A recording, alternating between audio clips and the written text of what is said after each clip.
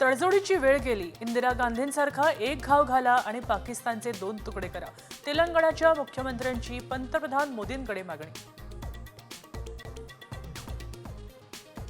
पहलगाम नंतर भारतीय सैन्याचा प्रहार. लष्कर-ए-तोयबाचा टॉप कमांडर अल्ताफ लल्लीचा खात्मा. बांदीपोरा चकमकीत सुरक्षा दलाचे 2 जवान जखमी. बलुचिस्तानमध्ये बीएलएचा मोठा हल्ला. आयडी स्फोटानं पाकिस्तानी सैन्याचा ताफा उडवला. 10 सैनिक ठार.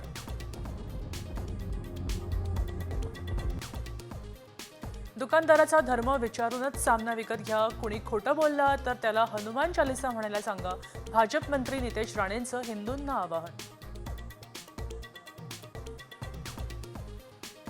वेळ आली आहे एकत्र येण्याची. उद्धव ठाकरेंच्या शिवसेनेची पोस्ट आणि मराठी अस्मितेच्या रक्षणासाठी एकत्र येण्याची साथ.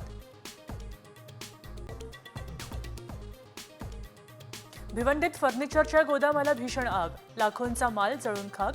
15 ते 20 किलोमीटर अंतरावरून दिसले आगीच्या धुराचे लोळ.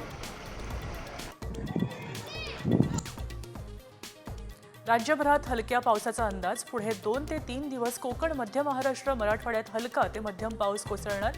रविवारी सोमवारी विदर्भात ऑरेंज अलर्ट.